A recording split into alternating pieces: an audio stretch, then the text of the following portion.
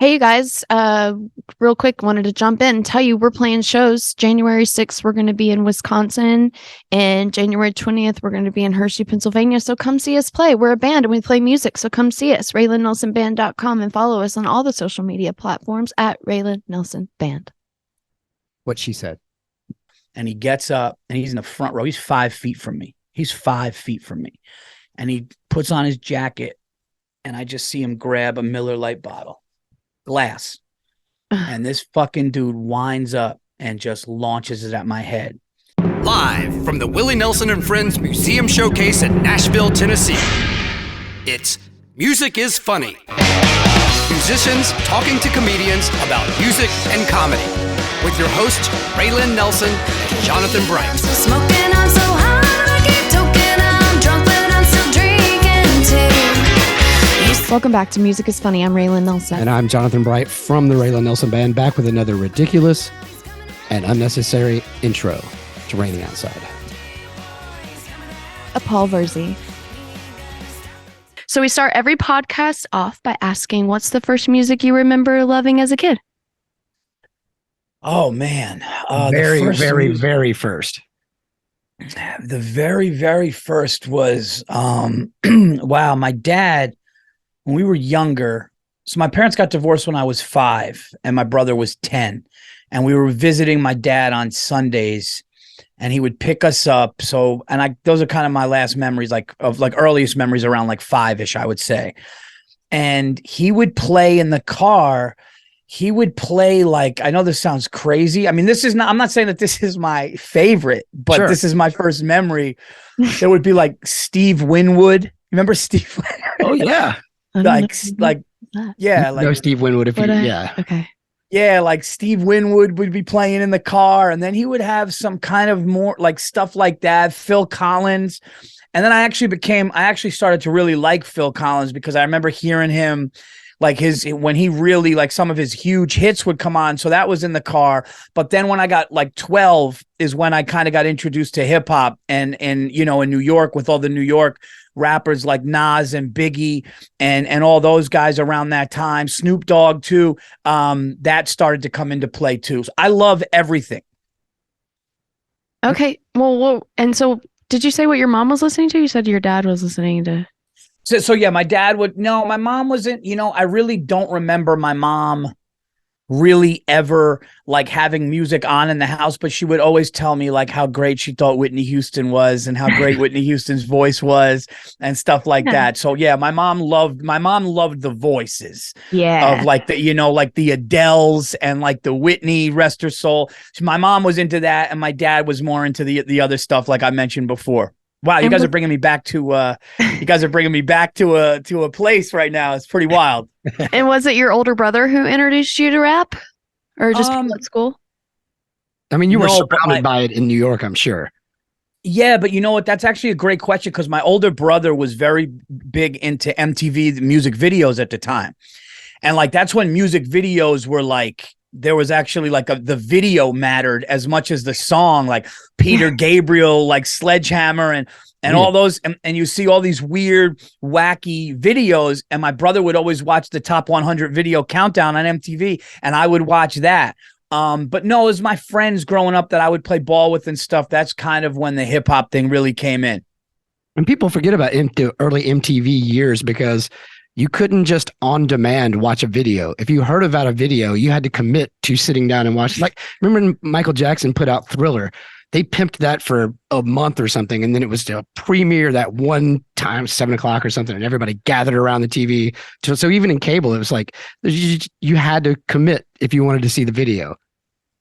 Yeah, I remember. I was home. I was home for a while from school. And I would watch the videos, and Weird Al Yankovic was making fun of Michael Jackson's Bad, and his was fat. Remember? Oh yeah. And he had the big fat suit on, and he was instead of a switchblade, it was a fork. And I remember being in 3rd grade thinking it was the greatest, the funniest fucking thing ever. So I actually was calling MTV while I was home, voting for it to be on the top, whatever it was. Oh, that's right. I totally forgot they had those countdown shows where you could actually vote. Yeah. And didn't you could call in and vote. Yeah. like New Kids on the Block or TRL, something got right? thrown Was off. it still called TRL back then? No, I think No, Total Request Live No. is what it was when I was a yeah, I don't think it was originally. teenager. Okay.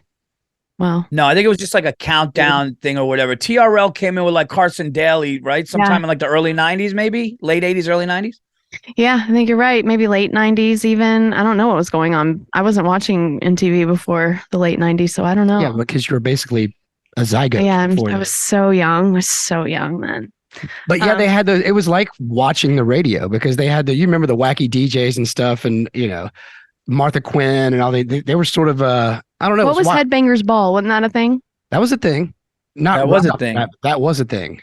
And Rap City, I guess you probably watch. I used to watch that every day after work. Rap City. And I remember Yo MTV Raps. Oh yeah, yeah. That was before Yo MTV Raps with the original Dr. Ed Dre. Lover. Yeah, No. yes, Ed Lover. Man, you guys are bringing me back to. I'm starting to like think about the houses and apartments I lived in, or right now. Did you I have to talk to a fucking therapist after this podcast. I'm gonna call my dad, and tell him I love him after this shit. Did you ever write a rap song? Oh my God, that's an amazing question. And I started to. I fucking started to when I was like, I was like, because I would just listen all the time. And I was doing graffiti with my buddies. Oh, cool. And I was doing stupid shit, man. Like I was like, we would like go to an abandoned building and just go with spray cans and we would do our graffiti. And I was literally in like 6th, 7th grade doing this shit. And then we were like, hey, do you want to burn the building down afterwards? Like, and we actually, this is how dumb, it was like throwing rocks at cars was a thing. So we'd be like, you want to go down to the highway and throw rocks at cars? Okay. And my car got hit by a rock not long ago. And I was like, yeah, that's payback. That's payback. But we would do shit like that. And I'll get to the rap thing in a second. But so you just got me going though. So then we would go, hey, we're going to go to this abandoned building. We're going to spray our tag names all over. Let's go to the deli, get lighter fluid. Right. And we would like put it. And then we just lit a match and left. And then like hours later, we're at the park and we see smoke and fire trucks going. And I'll never forget, I was at my friend's house and phone calls were going. My mother found out. I mean, they were able to it was not a big fire. They put it out. But my mother found out that I was one of the kids involved and it was not pretty. She lost her shit. And I like look back and I have kids now and I have a 13-year-old boy and a 10-year-old daughter. And I'm like, if they did any of the dumb shit that I, took part in, I would be absolutely devastated and feel like I failed as a parent. So I understand what my mom was saying. But yeah, that was the time where I'd be like, oh, I'm cool. I'm going to write some raps. I'm going to be a rap, and we would like write down like just lyrics that were terrible. I was just thinking how back then, it's amazing. This is before cell phones, correct? Before you were tracking kids, all that kind of stuff. How did we get caught doing anything back then? And I always got caught doing shit. How did we? Because I guess nobody could keep their mouth shut. How did that happen? Yeah, I think it was the one kid that it's every group has that gossip dickhead. Right. Yep. The kid, he was a gossip. He had to say because he was insecure. So him telling everybody or him or her telling everybody that they were a part of that makes them the cool kid. It makes them we did this. We snuck out. We did this. So then they get more people talking. But then that would happen with like crime stuff or stuff that could get you in trouble. And it would get back to your parents and a parent would call your mom. It was the same way when your parents would, my mom would say, hey, so-and-so said you went in their liquor cabinet, when you were, and I'm like, yeah, we did. We went in the liquor cabinet. That was back when your neighbor's mom could beat you too. Oh my God. They wouldn't take your word for anything. Well, I mean, we grew up as young boys, and it's smart to not take young preteen boys at their word because we're always out doing shit, dumb shit. It's just what you do as a young boy. Yeah. How old were you when you were drinking? How old were you when you first started drinking? Man, your questions are incredible because you're like the only person. I'm sorry. Somebody is, I can't do this right now because I'm doing something. So they're going to have to wait. I'm getting of course, right now I'm getting something, but I apologize. Yeah, you do whatever you need to do. No, I'm just going to say can't now. Need. I'm sorry about that. Okay, so anyway, of course now. Why wouldn't they? Why wouldn't they fucking interrupt now, right? So what I was gonna say was, Drinking.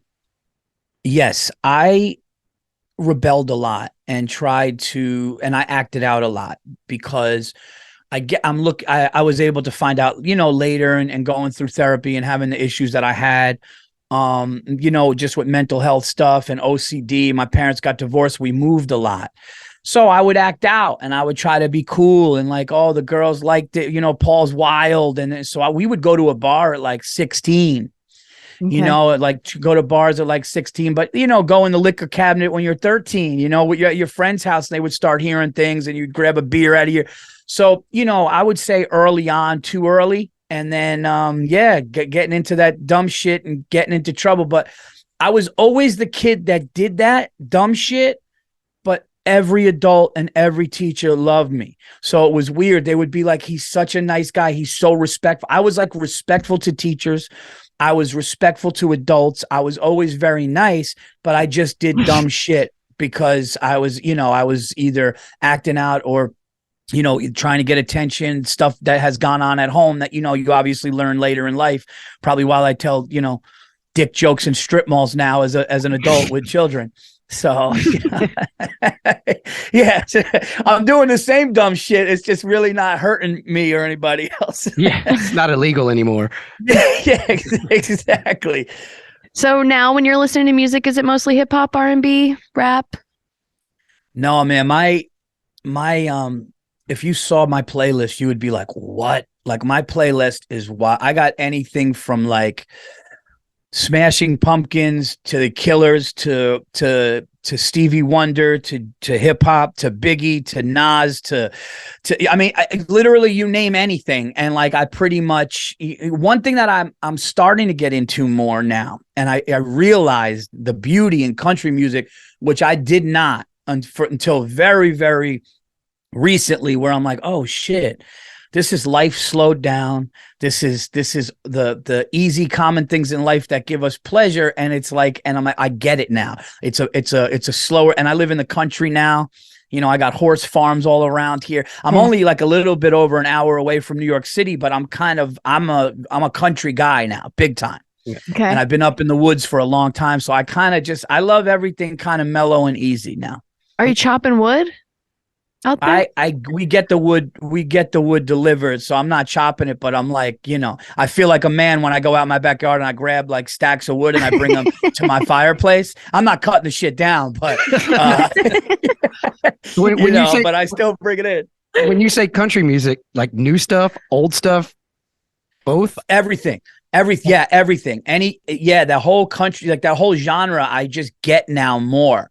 Because when you're listening to hip hop and you're, in New York, you're a different part of the country, it's a different type of music, and you're listening to that country, it was not in the fast pace of things, right? It wasn't in the, so when you listen to Biggie or you would listen to Nas or somebody in New York or, Queens, and they're talking about the hustle and being here and doing that.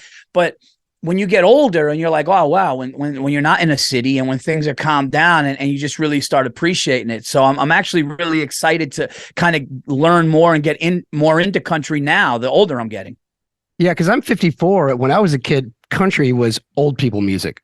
That's what your grandparents listened to, maybe your parents, but it was not youth oriented at all. At least to me, I was an AC/DC fan or whatever as a kid. So it always seemed like old people's music till you get into your 20s or 30s. And then you listen to people like, Johnny Cash, Hank Williams Sr., Willie fucking Nelson, those kind of people. You're like, holy shit, these guys can write songs. So the simplicity of it is something that a really quick turn of phrase, and it makes you mad that you can't come up with it. It's amazing. It's almost like a joke that people go, oh my God, that's such a simple thought. Why didn't I think about it? But it's so smart and funny. And it's the same thing. It's like some people look at country music as like, dumb hillbilly. It's actually the opposite. It's actually smart because it's life, what life should be. I remember saying to a buddy of mine, a comedian, and I was like, sometimes if I just go outside in the country and I just look at I mean, as crazy as this sounds, and and it doesn't look like maybe something that I would say, but I was like, I can just eat a sandwich. I could just eat a sandwich and watch the wind hit the leaves on the top of a tree and fucking really appreciate and enjoy that. And somebody was like, that's why you understand life and enjoy life. And that means a lot to me because I kind of do, because I take the little things, because of some things, listen, we've all gone through things. So I feel like if you've gone through hell in your life, or you ever been in a really bad situation, whether it's mentally or not, just things aren't right. And in your mind, you're going like, and I bet you people in prison feel like this a lot. We're like, man, if I could just walk outside, right? Like somebody in prison, all they would like for them to go get like a tuna fish sandwich and walk outside free means so much. I've kind of done that in life as a free person, to kind of go out and do those things. And I think country music really talks to that, if that makes any sense. I don't know. Maybe I'm fucking rambling. And it rhymes. Yeah. And usually over a catchy melody. That's true. And I think comedians and musicians, maybe we've trained our brains, or songwriters, trained our brains to think, to look at the details that people might be not looking at particularly, so that we can either make people laugh or make people feel something, right? Yeah, and it's the same way, like one line of a song you can listen to and go, wow, shit, that is deep. And then you got some punchline of a joke. Yeah, the same thing. It's just one quick line that you've chopped down and edited up to this concise thought that everybody, like, back to your point, like, that's hilarious. How did I not pick up on that? Yeah. Yeah, it's and it's funny too, because when you said that, I was just thinking about it. Really does come down to a lot of people, I think, taking things for granted. Everything is taken for granted. Like, I when I hit 40, like my shoulder just started to hurt, right? And I'm like my shoulder just started to hurt. And then like they were like, oh, your left eye. I was like, do I still have 20/20 vision? And they were like, you do, but your left eye has a little stigmatism. And I'm like, oh, I took that for granted. Took good eyesight, because it all starts to go down. So it's like you got to enjoy all those things, I think. For sure. Do you have any walk-on music or hype music you do before you go out, like a song, or do you kind of? Well, there was one song that I really loved by Kanye, but that's over. So depends on how punk rock you want to be. Yeah, be like, well, is he a rebel? No, I can't. Kanye, like old Kanye, like 2006 Kanye, Can't Tell Me Nothing was a song that I used to love to come out to, because the beginning is so great. And so it's funny how like that happens, where you like something, you're like, oh man, come on. Like, you just got to hope the music you like, nobody gets into a scandal, or like, who got me too, So no, I'll either tell the club, if I'm just not in the mood to deal with picking a song, I'll tell the club, just bring me up to, whatever, but I do like to come up to certain things that I would say more of like a hip hop thing, but not like a hardcore hip hop, just kind of like something with a cool beat, because it's only a few seconds anyway, Right. Yeah. Okay, so what's the first comedian you remember loving as a kid or knowing about? It was definitely Eddie Murphy. I've said this many times before. Eddie Murphy changed a lot for me. I was a 9-year-old kid, whatever, and Eddie Murphy Raw came out. Dad took us to see it in the theaters.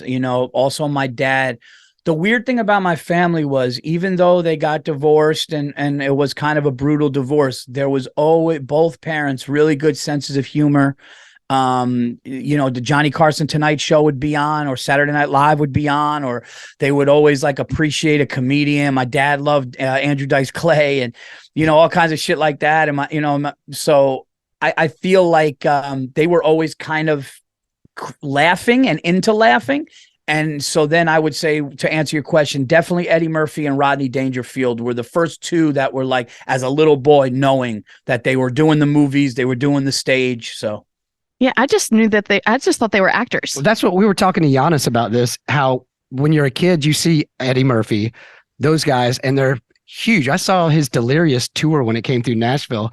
And then he had a band opening for him. He had the purple jumpsuit on or whatever, but it was like a huge spectacle. And you almost didn't realize that there was such a thing as stand-up, where people were in clubs and going around and not superstars. And I always thought that everybody on those sitcoms were actors and never knew basically every comedy sitcom. They had comedians doing it all the way back to like Red Fox and shit, you know? I never really made that connection. Was it the same with you? Yeah, well, it was weird because with Eddie, he actually had his hand in everything at the time because it was Saturday Night Live. And then right with Saturday Night Live, it went to like, if you remember, it was like Beverly Hills Cop 48 Hours. It was a special. It was like, so he just was like this. And then it was like, my dad's like, we're going to see his stand-up show. And I'm going like, and then I'm like, I think, like I said, 9 or 10. And my mother and grandmother were like, you can't take him to that. and my dad's like, I'm gonna, you know, but to us, like wink at us, like, oh yeah. And we went, and I actually remember the theater. I was in Yonkers, New York, where I'm born. And it was this place called Movie Land. And I remember sitting there and like, I didn't understand all of his things that he was saying. Like, even when he was like, if I went with Brooke Shields, everybody knows she'd be getting fucked that night, right? And everyone's going nuts. And then I'm 9, so I'm going like, does that mean that like they were kissed? Like, I didn't know, like, but I knew what he was kind of saying, but I didn't really know what it meant. But I remember his characters, and when he did his drunk father saying that his mother can't go outside anymore, and he was slurring, he really brought me. And look, when you're 9 years old and you're in the movie, what do you care about? You care about candy and shit, right? You care about Twizzlers and candy. And if you got to go to the bathroom, you're not into what's going on the screen as much as 9-year-old, especially if it's not an animated kid movie, right? Yeah. And I'm watching this man in this leather suit go back and forth. And I don't know if you've ever watched me, but I'm a pacer. I move a lot, you know. Look, even in this podcast, I can't stop with my fucking hands. So it's like I watched that, and I was just like, that is something else. That's a rock star level of funny. And and so with him, I was like, oh, you could do movies and stand up and all of those things. It was him for me. And also Rodney was Back to School. The movie was Back to School at the time. And he was also doing stand up. And my father took me to see that at Radio City. And by the end of it, I was sleeping. Like I was the only kid there. And I was like sleeping on my dad's like chest during a Radio City thing. So I was always kind of like, this is something that I feel I'm very big in, you know, it's going to sound corny to people, whatever. I don't give a fuck. I'm very big on, you know, destiny, fate, all of those things that are meant. I believe that. And I feel like my life has gone that way. So I don't think there's anything else that I would be doing. Yeah. It's kind of your dad's fault. It's your dad's fault you're doing comedy. Yeah. You know, it's my parents, you know, being around it, and it, you know, listen, you too can do what I do if you have a horrible divorce that you go through as a child. Just sacrifice your childhood and you go straight to the top. Yeah, so all you parents listening to this, have a brutal divorce and make sure little kids watch it. And then they could too go and do this to themselves. Then take them to R-rated movies when they're 9 and bingo, there you go. Yeah, let them hear words like motherfucker when they have no idea what it even means, and this happens. So I guess probably at that point you're like, I want to do that. But at what point did you literally go, you know what? I'm going to fucking try to be a comic. Like seriously, like what steps do I need to take? How do I do this? I always would talk about it with friends and people, acquaintances in high school. Like, man, Virzi, the way you told that story, man. And we had this like stupid. I'd be like, yeah, one day. This is how nuts I was. I'm like, yeah, one day, let's just go to the city and get me an agent. Like I was a senior in high school. Like, and I'm like, yeah, no, we're gonna get on a train and we're gonna go to New York City. We're just gonna go to an agent's office. Be like, yo, he's really funny. Listen to him tell this story. Like, I didn't understand how it worked, but what happened with me was. And you guys will love this. I think this is actually perfect for your podcast. Is a buddy of mine was working in Woodstock, New York, and he was in construction, and he walked past a bar that had an open mic on a Tuesday night. And the name of the bar is Joyous Lake. And Joyous Lake was a very, very famous bar in Woodstock. And a lot of the bands that performed at Woodstock would go into this bar and either practice or rehearse or like do their set and stuff. So I knew nothing about it. All I knew is my buddy said it's a Tuesday night. The bar is called Joyous Lake. It's this famous old bar in Woodstock, New York. I don't even know if it's still there. But do you want to do it? So I'm like, yeah. So me and 3 buddies drive there. I'm 21 years old at the time, and I have nothing written. Nothing. Okay. So I think I'm going to go on. Yeah. I had like ideas written. Right. But the jokes were horrible. You know, like I'd go on and be like, oh, the cigarette. I know this is. I remember it was like, oh, the cigarette pack says might cause cancer. It does cause cancer. Like there was no joke. It was horrible, right? So I remember, like, I was like, how come you don't see Asian rappers? And like, I didn't even have a joke about it. Like, and then like one homeless guy staggered in and he tried rapping as an Asian. And luckily he did, because I didn't have anything. So I'm kind of glad he distracted what was going on. Right. And I remember getting off stage and not really feeling great. And I walked right up to the booker and I go, book me next week. I said, book me next Tuesday. And I went home, and for a week I wrote a 5-6 minute set, and I knew it like the back of my hand, and I practiced it in my room, and I didn't come out of my bedroom. It was like like what you do for studying a test. I just did that with this thing. And me and a couple carloads of my friends went 45 minutes in the car up to Woodstock. The bar was busier with regular locals. They did it again. And I went on stage and I fucking murdered. Like I murdered to the point where like, oh, and I never forget this one local walked up to me afterwards. This is 100, exactly what he said. He walked up and he goes, a lot better than last week, boy. Or something like that. And I remember going, yes, it was. And from that night, I called places in New York City, clubs, and I said, do you guys have a new talent night? Do you guys have an open mic night? And New York Comedy Club hit me up at the time, called me back. And I was so excited that this New York City Comedy Club actually called me back as a 21-year-old kid and doing contests. I did a Hudson Valley's Funniest Man in the year 2000. I came second in the finals of that, and it was like a 3-month-long thing. And I remember he said, bring 3 paid audience members and I'll put you on stage. And I'm most nervous I've ever been in my entire life. I drove down. They were like, they're going to give me 6 minutes. I got to bring 3 people. So I came with my brother. I think it was my brother or girlfriend or friend or whatever girl I was dating, my brother, somebody else, another friend. And they sat there and you're going to go on at like 9:30. I didn't go on till like 11 something because everybody had to bring, people were just friends were just sitting there all night. And I'm drinking a Corona, nervous as shit. And I went up there and it went really well for 5-6 minutes. And then that's kind of how this whole thing just started. So then I would do a lot of, did a lot of black rooms, urban circuit would be, hey man, put White Boy's funny, put him up, like a lot of that. And then I would do a lot of contests. And that's how I started to get, and people would say, hey man, you're real funny. Why don't you come to my bar show? And then it kind of snowballed until, and then here I am now. So it's been a really wild ride. Yeah. So I guess it was a situation of just whatever there is, wherever I can get on stage, I'm getting on stage. 100%. I was standing in bars in New Jersey on, Coca-Cola soda crates as a stage while people are watching TV, eating dinner, and I'm yelling at them. There were times where owners were like, yeah, we don't even have a microphone, and there's a Radio Shack down the road. You could get the microphone. I'm not paying for it. That happened in Staten Island. I showed up to this. I'm not making this up. I showed up for $150. And the guy goes, I swear to God, the first thing the owner said, he goes, man, I didn't want to do this. First thing he said. Great. And he goes, I spoke to your manager. I would have rather had locals just bring their friends and family. But, your manager put on a couple of pro comics. He's like, I don't got a mic. Okay. And I'm like, alrighty, this is the worst. 0 for 2 already. He goes, I don't got a mic. He goes, there's a Radio Shack down the road. He goes, I'm not paying for it. And I'm just going like, what? And then I was like, so where am I going to perform? You just stand in the middle of the restaurant, tell your jokes. And there were TVs on. It was like if you walked into a diner, if you went into a diner right now and you stood in the middle of the diner while you go, all right, man. Yeah. So my parents got divorced when I was 5. It was brutal.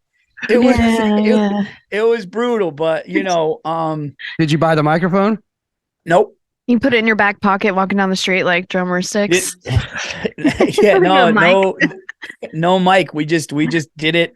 We just did it like straight up, like I guess the comedy version of acapella. Yeah, if you're just yelling in a diner, people just think it's another customer that's in there eating, and they're just like, "Hey, my parents are divorced." It's really like, this guy's wild, man. Give him some food. Yeah, it was. I remember like really talking about my grandmother. Like my grandmother, once said I should grow my hair long, and like there's people like eating chicken parm and shit, and they were like trying to look. I remember this father and son were like together watching the game, and it was like you could. The father and son probably just wanted to have like a father and son dinner, watch the game, and they just got 3 comedians in a row, like just going yelling, So, one funny one was my sister, who's a photographer, very, very talented. My sister Carissa, a photographer. And she lived in Nashville for a while, and she got really into country music. And she said, this is like when American Idol first started, right? This is like a long time ago. She goes, my boss wants to hire you to do a private show. And I'm like, yeah. And she said, they'll pay you $250. And I was like, oh yeah. It's like, I'm working on a Friday night. I show up to the location and it's their private home and they're having a party and there's like football playoffs on and there's people eating hors d'oeuvres. And then all of a sudden she's like, I'll let you know in the comedy show. I'm like, where's the comedy show happening? And she was like, oh, we're just going to get everybody in the living room.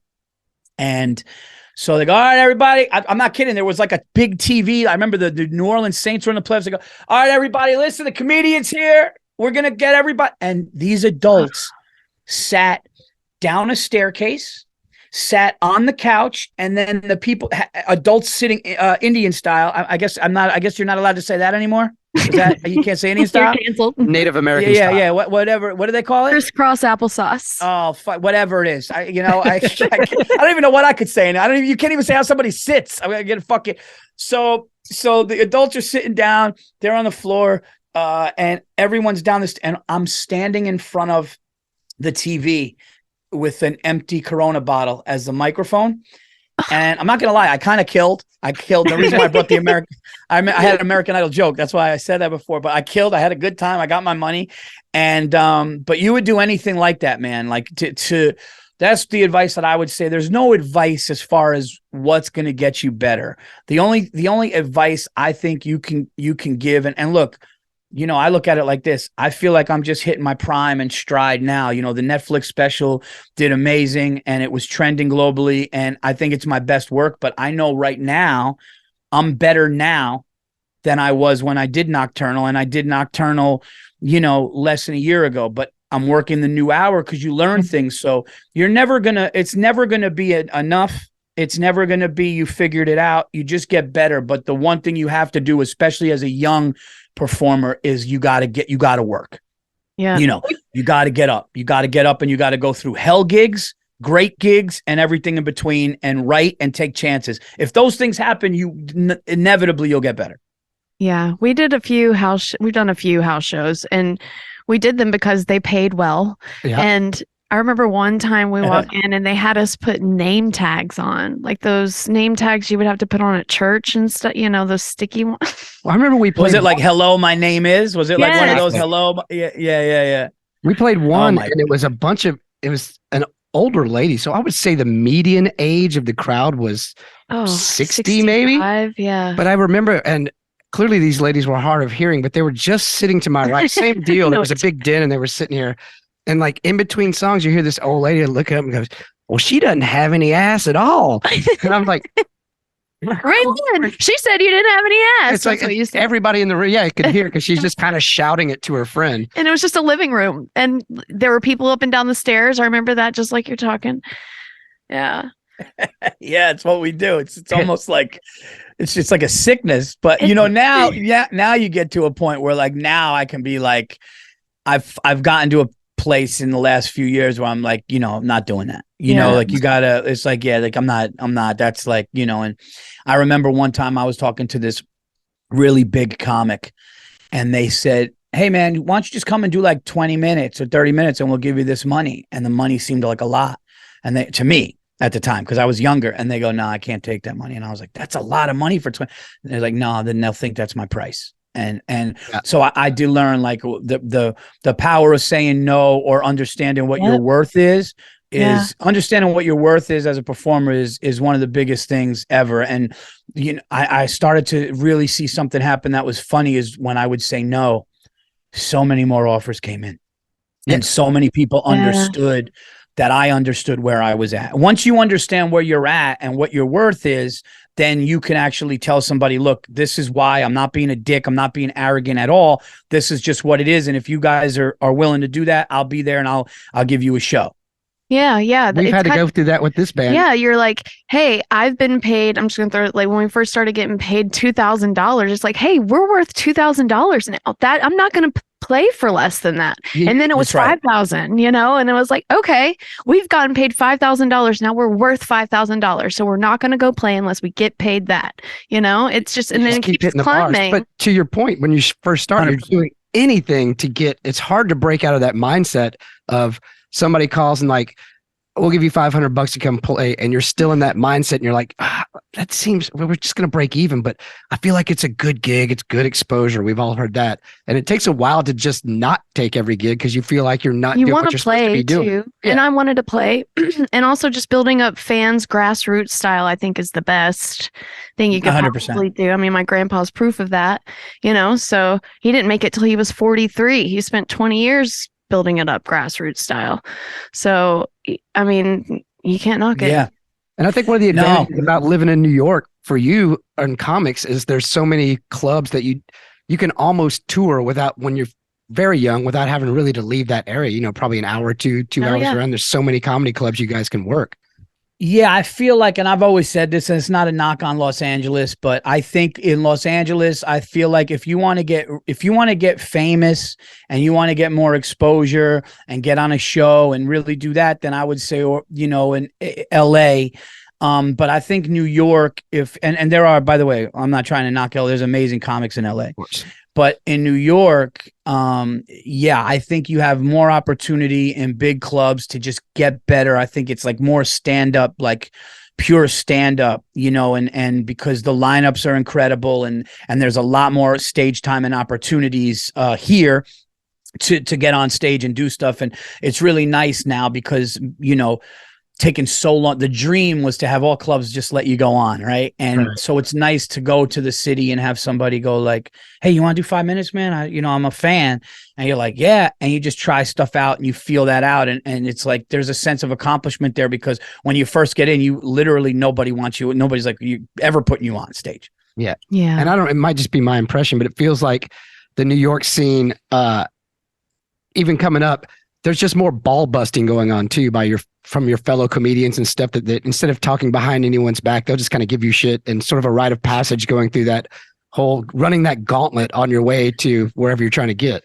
Yeah, you know, just, you know, busting each other's chops and you know, but in a fun loving way that just lets people know, hey, I'm not going to let you get away with that. I mean, it was worse back in the day where you know, I hear stories about, you know, Patrice O'Neill, rest his soul, but always the first Burr, name that comes up. You know, Burr. Yeah, I remember Bill Burr was telling me like him and Patrice and Bobby Kelly and those guys, you know, they would be back there and just, you know, trashing people for what they're wearing and doing that stuff. I mean, we do that a little here, but here it's like, it's almost like the respect you get for just the better comedy that you do. Like your peers look at you and they're like, oh, okay. It's like, you know, I don't like rules to comedy, if that makes sense. I don't like, well, when you do that, you should have like 3 tags here. Like me, I'm going to tell a story, how I'm going to tell a story.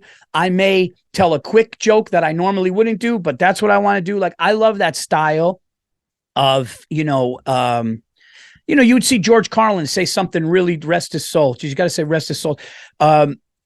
George Carlin would do a silly dance, but then he would talk something political, and then he would do something quick, and then and I love that. And like New York clubs really allow you to, I mean, all clubs allow you to do that, but when you're in here, they're just, and I could just go play and do anything I want. That just makes you so much better. And I'm really big on doing that and taking the chances on the road too. The road for me is more important. Doing an hour is more important than going to the city and doing a 12-15 minute set for me. Yeah, I was just about to ask. So you get your chops in New York. What was it like to take, like, if you do it mainly in New York and say the first time you head down south, it's got to be different. Like, oh shit, are people going to be able to relate? Are they going to like this or whatever? What was it like branching out of that circle for the first time? Yeah, I mean, when you first do that, you know, and it's funny that you said the South, because I remember one of the first times I headlined was in South Carolina. And, you know, when you first start to have to do an hour, right? And they had like a local South Carolina radio guy who's fucking killing with local shit. Right. And they love him, and he's killing with local references, and he happened to be really funny. And now all of a sudden here's this Yankee who gets on stage from New York. I sound just as weird to them as they do to me. And I got to go up there. And one cool story about that was Chris Rock's younger brother, Jordan, who does, who does stand up, Jordan Rock. He was hosting because their mother lives down south in South Carolina. And Chris Rock was definitely somebody that after Eddie kind of stopped, Chris Rock was somebody that I watched, Bigger and Blacker and Bring the Pain and all that. So I see his mom there, and I had moments of struggling during the set, but I see his mom like smiling and laughing. And it was a really cool thing because like, here's this woman from Brooklyn, and she's the mother of somebody that I really respect. And his younger brother is doing the show. And I talked to her after, and I go, some of those jokes when people didn't understand, or if they thought I was too New York or whatever, seeing you smile and laughing really got me. And she's like, no, that was great. And then I was telling her about Eddie Murphy. And she said the craziest thing about Chris was all he would talk about is Eddie Murphy. And Eddie Murphy happened to be the one to put him on. So you hear things like that, and you see, and so I took that experience, and I was just like, just got to be you wherever you go. And it's like, I'm not going to change my act if I'm in Tennessee compared to if I'm in, Maine, or compared to if I'm in Milwaukee or California. It's just like, you're going to either like, and once I learned that and trusted myself in that, then it got better and better. And then, but doing a lot of New York comics only do 12, 15. When you just do that, and then you go and you have to do an hour in fucking Cleveland, it's different. So you have to know that. You have to stretch that and know that. And you also got to fight through the lulls and stuff like that, because within an hour, especially when you're still working on your hour, kind of sculpting it as you're going around, there's going to be lulls. It's like going out and playing. To get good, you have to have, you talk about hell gigs and all that. Eventually you get to a point where you've gone through just about everything you possibly can go through. So there's really nothing that can come up that's going to rattle you any, because of the shitty gigs, basically. Yeah. And I was in Indiana. I think I have video of this, but I remember not wanting to put the video up because I just didn't want that attention with it. But I was in Indiana, and it was snowing. It was a really bad snowstorm on Halloween weekend. I think this was 2015. There's a drunk dude, front row, drunk, talking through everybody. And he was a problem. And I remember saying to the owner, it's going to be a big problem because I don't play that shit after a while. I'll have fun with you for a while. I'm a professional. I've been doing this a long time. I'll have fun with you. I'll get you involved. I'll get you on board. But if it's going to go, 2-3 times where it's like so disruptive, it just can't happen. And he was talking to the host. For some reason, he was like kind of quiet during this check spot. And I remember it was when Last Comic Standing had come back. So Miss Pat was there. Miss Pat had said, hey, do you mind if I do like 3 minutes for my Last Comic Standing? I'm like, go ahead, do that. So now 3 comics have gone on. I remember she said, you need to shut the fuck up to this guy. Then the feature, the guy who opens for me, or actually it was a woman. She went on, she dealt with it. And then now I'm up. So this dude is hammered now. And he was hammered when it started. And remember like 4 minutes in, he's laughing. He likes, and he starts yelling. I'm like, hey, buddy, you got to chill. And he starts yelling, and he finally just started saying stuff that was ridiculous. And I said, dude, I go, you got to go. You got to go. I go, you're like a cancer that needs to be cut out early. You got to go. And when I said that, he gets up, and he's in the front row. He's 5 feet from me. And he puts on his jacket, and I just see him grab a Miller Lite bottle, glass. And this fucking dude winds up and just launches it at my head. And I just kind of went out of the way. And the heel of the thing like stuck in the wall, made something fall down. It was brutal. And the whole crowd is horrified. And they tried to keep him there because that's assault. They tried to get him arrested. And his sister got him out. And then I did an hour and 4 minutes after that. And but that was an experience that I, in a way, kind of liked looking back, because it was like, okay, this guy tried to assault me with a bottle. It could have gotten real ugly.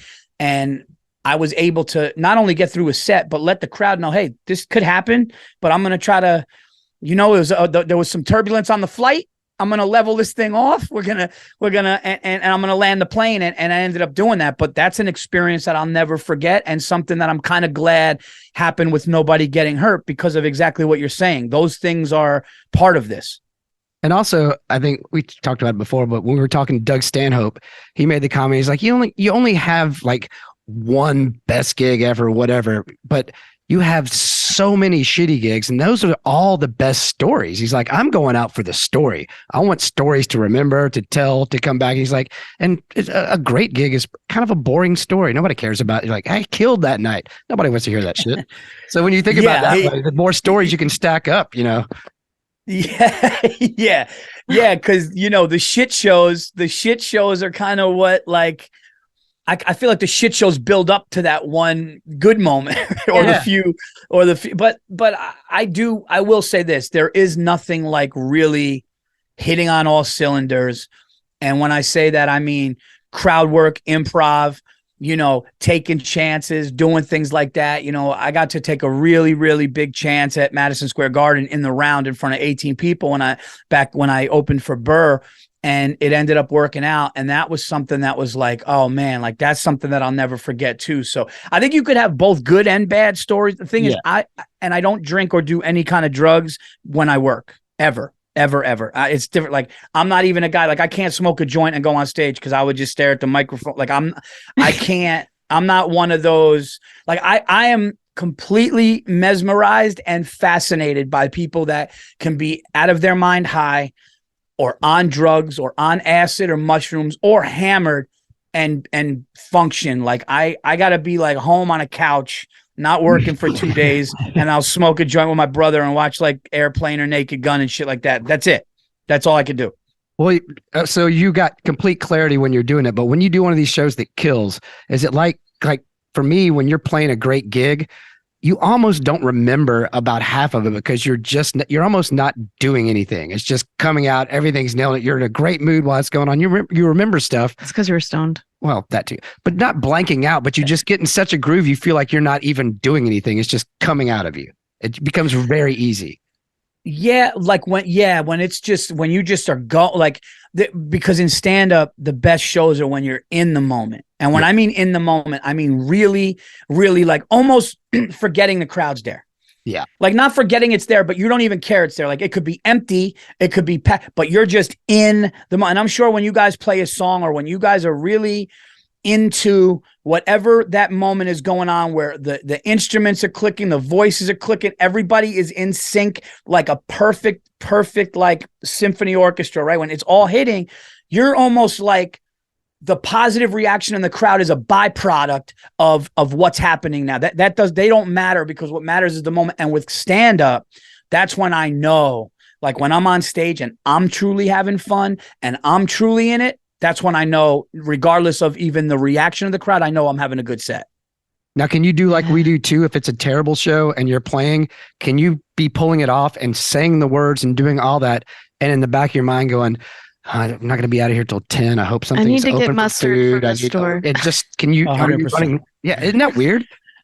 I've been literally in the middle of a set, in the middle of a bit, and my mind is going, nah, dude, like, fuck this. Dude. You know what? In 2 jokes from now, do this. And then I'll be like, yeah, man, we should, because, but that's when it's almost like, yeah, that's a really good question. And it's almost like, I think when that happens, it's when, not that it's coming easy to you, right? But like, muscle memory or something. Yeah, it's like you can kind of get like lulled to sleep. I bet you like athletes go through that. Like, and I think what happens is when they say, oh, that athlete shows up really in big moments, or that whole thing where they say that athlete's a clutch player, meaning that athlete's going to show up in the playoffs and show up in the Super Bowl. I think the reason is because they're so good, that individual is so good that something in them knows, okay, this is important. Not to say not to say that they're lazy in other parts, but they could be so good that like as they're playing, they'll be like, yeah, I gotta go get milk and shit. I gotta get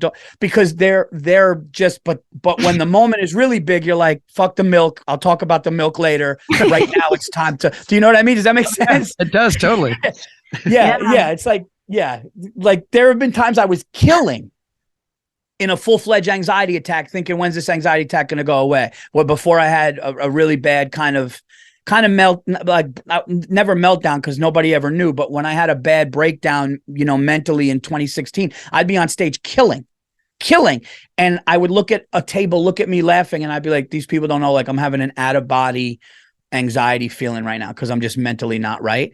And then there'd be times where I was in a really good mood and going, yeah, dude, so after I'm gonna go get a cigar while I'm killing, having a good time, because the stakes weren't high and I knew what I was doing and I knew the crowd was with me and I was trying new stuff and they were just with me.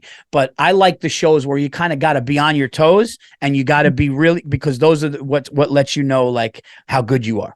Do you think on days that you're angry that your shows are better?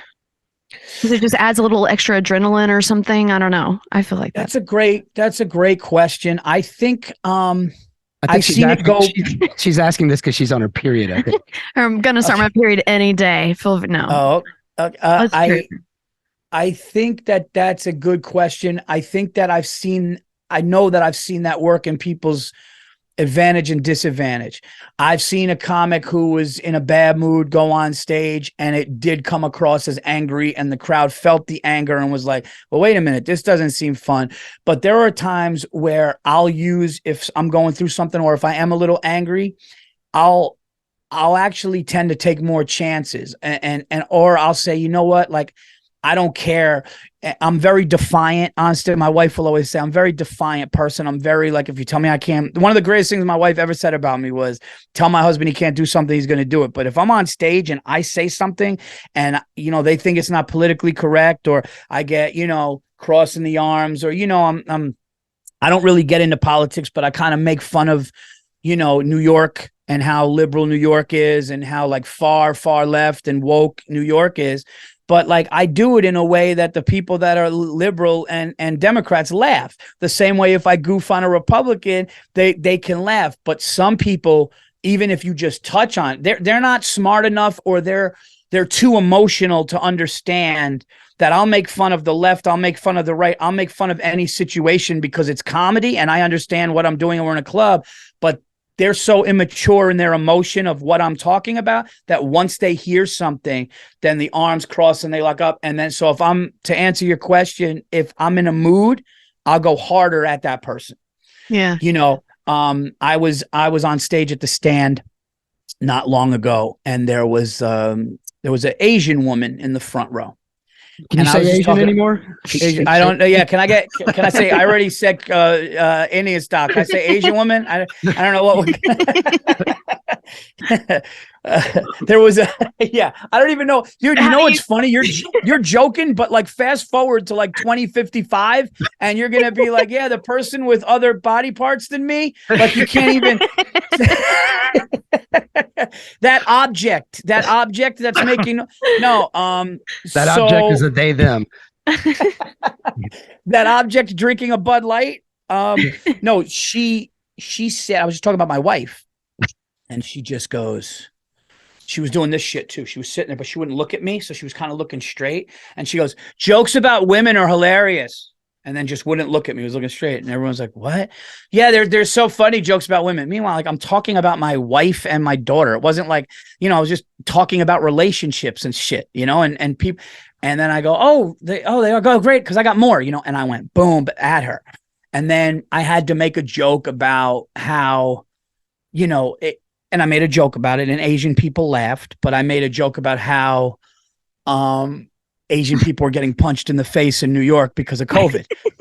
And I had to just tell the joke because it was, and of course it's not, am I pro punching Asian people in the face? Because no, am I not? Was it happening in New York? Yes. Did I make a joke about it? Yes. Did I close with it because this woman was an asshole? Yes. So that's kind of where I'll go with it. And to be honest, the other Asian audience members were laughing hard. Comedians were laughing. Some comedians just ran out of the room laughing. And I had a good time with it, but she was a dick. And she tried to really, in the middle of my show, who yells out in the middle of a show? Yeah, jokes about women are hilarious. Like trying to like rally a crowd in my home room against me, which was never going to happen. And I just, and so those are the things that really get me my mood mad, or then will make me go a little harder or defiant, because there's no room for that in comedy. And if we start to back down from that and we start to buy into that, if you watch my Netflix special, I make fun of the WNBA, and it's just a funny, and some people are like misogynist. I'm like, no, I tweeted today that Brittany Griner, she's back. She's come back, and I said the WNBA just gained 10 more viewers, and it's a joke. But there are people that would be like, "What is that? That's hard." And it's like, no, man, no, we're joking around here. And when you pay a ticket to a comedy club, and you're gonna have some drinks, and you're gonna watch professional comedians get on stage, just put your fucking silly emotions aside and understand you may hear things that you don't like. You may hear a joke about a disease that somebody in your family has. You may hear a joke about somebody has a disability that I know those people. I did a joke on my special about how I'm not running a marathon for cancer. I'll write you a check. My mother had stage 4 cancer. Do you know what I mean? Like, my mother had cancer, and I'm saying, like, I don't understand these people that are doing Tough Mudders and jumping rope and doing all this shit. I'll send money. And I made the joke that way. Does it mean that I'm against, you know what I mean? So those things make me go a little harder. That's like Bill Hicks used to shit on the South all the time. And it was hilarious. And if you're from the South, you're used to people shitting on the South, but there's also a ring of truth to all of it. You just assume they're not talking about you personally, even though they may be doing it. But to your point, I've also seen clips of Bill Hicks, just angry Bill Hicks, going off on this one woman that heckled him in this small club. There's a clip going on YouTube, and it is brutal. And he's just I think I saw it, just going at her, man. He went hard at her and stuff. And I think what happens is you just get to a point where, like, after a while, or if you're in a mood, you're like, if there's a chance for this to happen, if you're the type of person that there's a chance this is going to happen, then just don't go. Stay home, watch a movie. Like, if you know that you're going to go and hear a comic say something that might really upset you, I remember I did a show in Albany on New Year's Eve, and they were like, all the comedians were funny except this Paul Virzi said something about this. It really upset my daughter or whatever, because I did something about it was a special needs movie theater. There's a movie theater that everybody that works there has special needs, and they were like, I'm like, it's a. Are you listening to the joke? And that's the other thing. Sometimes I don't even listen to the joke. They hear the premise and they're out. The joke wasn't about me making fun of the special needs employees. The joke was that special needs employees are better than movie theaters that don't have the special needs. That's the joke. The joke is the people with the disabilities are better employees and give you better customer service. But because they hear that, and because I make fun of it, it automatically goes into a category. I will say with some people, not all, because a lot of people were cool about that joke too. So I don't want to act like everybody has a problem, but you're never going to make everybody happy. And I'll also say, if you are making everybody happy, you're doing something wrong. Yeah. It's like Louis C.K. said one time, I forget exactly what it was, but he made some kind of it was Eric Clapton joke about his kid falling out of the window or something. And some lady got mad at him and was like, would you think it was funny if that was your kid? And he was like, no, I would be horrified, but that doesn't mean it's not funny. Just because, he's basically saying, yeah, if you're that one person, but nobody, there's only one person that should be offended by that, not everybody else. And sometimes horrible things can be funny if they're said. You have to make horrible things funny in order to get through life. That's my opinion. That's 1,000% right. That's exactly what it is. It's like life is hard enough, and sometimes that's the way people deal with it. I think Gilbert Gottfried, rest his soul, I think his wife said that when that tsunami hit and all those people in Asia were killed, and he was the spokesperson for Aflac, and he made a tweet about it, and they fired him. She said when that tsunami thing happened, he was genuinely like crushed for those people and really hurt and upset. So you don't know if the way he dealt with it was to poke fun at it. Like, sometimes people don't know how to deal with emotions. My mother told me a story. I'll never forget this. And this is what really let me realize that people's emotions kind of hit in different ways. My mother was at her friend's parents' funeral. and they were in church, and my mother was at this funeral where everybody was devastated, and my mother was uncontrollably laughing. And I said, and she said, Paul, I could not. And the more I tried not to laugh, I was laughing. She said, I had to be like, my mother had to be consoled because of her laugh to get her to calm down laughing in a church at a funeral. And my mom said, I said, Mom, why did that happen? She said, my emotions were so just out of whack. And I've found out from people that can happen. Like, you know, you never know. So, and I know with comedians, I have OCD and dark thoughts that I don't want. And I have fucked up things. And I'm sure as musicians, I mean, everybody has that. Sometimes people just make a joke on and goof on and make a joke about it, but that could be at the expense of somebody. But it's how how maybe I deal with it or you deal with it, you know? Yeah. I'm just a fan of dark humor, so me too. I can't really speak for the general public. Yeah. Well, you guys are people that belong in comedy clubs and in shows and theaters. And those are the people that we want coming out to the shows, because you guys just go, hey, I don't know what I'm going to hear, what I'm going to see, but I'm down. I want to be going, oh my God, that kind of reaction. You know, that's my favorite. And, you know, Paul, just the other day, I was going, driving down the road, and I saw, you know, we have a lot of churches here in Nashville. And I saw a church sign that said that there was a special needs worship service every third Thursday of the month at 6:30. And I don't know, maybe you'd like to check it out next time you're here. We could all go together, and it's probably better than a regular worship service. You know? They're not allowed on Sundays? They're not allowed every Sunday. It's only every third Thursday at 6:30 p.m.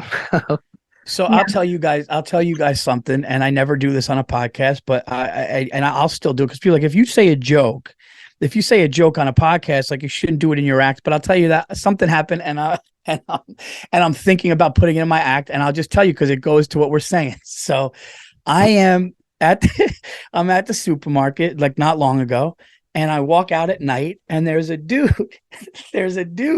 walking with like 4 carts, like, you know, those outdoor dudes with and he's walking with like 4 carts, and his head's down, and he almost hits me. And right as he almost hits me, like, I jump out of the way, and I just thought to myself, like, is this guy fucking, you know, can I say that? I can't say the word. I can't say the word, but like, is this guy fucking? And dude, he looked up, and he was like, sorry. And he was. And I was like, and I'm going to the car, and I'm like, I'm doing that as a bit. Like, and it's literally just happened, dude. I jumped out of the way, and in my mind, I'm going, what is this guy effing, you know what? And then all of a sudden he poked his head up and he said, I'm sorry. And I go, the punchline is, and he was. And there should be nothing wrong with that. Do you understand? Like, No. that is comedy at its purest, its most honest, and it's such a quick instinctual thing. But what's really sad and hurts me to say is something like that can hurt somebody's career, and that's not okay. It's not okay that a quick instinct like that is funny. Now, I've never done that on stage. I've never done that on a podcast. Nothing. It happened like 3 days ago, and you guys just saying what you said made me want to tell you. And look at the reaction we all had, right? That's comedy in a nutshell. Yes. And they're trying to take that away in certain things. And it's very important that it doesn't happen, because then it's like, if we lose this, then what? You know? Comedy should be open territory. You get to make fun of anyone, anybody, anything. It's like pregnant women. You can get away with anything. Comedians and pregnant women can get away with anything. Pregnant women get a little bit of a pass, don't they? Yeah. You guys and pregnant women. Okay. Thank you so much for doing this with us. I want to ask you one more question before we let you go. No worries. Fun one or the popular one? Let's do A fun one? Yeah. Okay. So I've been doing this lately. We're all just dying to know, what's your go-to snack when you're on the road? Savory or sweet? Well, first of all, thank you for having me. And I got to tell you, I do a lot of these, and it's very rare to do these with people you don't know and have it be as cool and free flowing as this was. And also, your questions were fucking awesome. Thanks, man. So as far as snacks, like, I'm trying to lose weight because I got some acting coming up. And the one thing with me is, like, the older I get too, like, I'm a real big, like, gummy bears. Like, I'm a candy guy, and it gets you fat. And so I've been without candy for a while. I've lost a bunch of weight. And so for me, like, it's very, very hard if I walk into my hotel and they have a display of gummy shit, like gummy candy everywhere. It's really hard for me to not grab a bag, take it up to the room. I love a Diet Coke, but now I'm trying to do like diet iced teas and water so I'm trying to cut all that out. But I would say snacks would be sweets and candy would be, are you trying to talk about all vices on the road or? Yeah, sure. What are your other vices? Cigar lounge after shows 100%. Oh. That's what I do. So it's like, look, I'm a married dude. I got kids. Like I'm not going to any clubs. I'm not going to strip clubs, not doing anything, but I do like after doing 2 shows on a Friday or Saturday night. And they know when I'm in town, they're like, oh, Virzi likes to do this. So they'll try to have me lined up with like a cigar lounge. And what I like to do, go to the cigar, get a little whiskey or scotch, grab the cigar that matches nice with that whiskey or scotch, look up at maybe a TV, watch sports highlights or a game and do that. And then that's pretty much how I wrap up the night. That's like my favorite.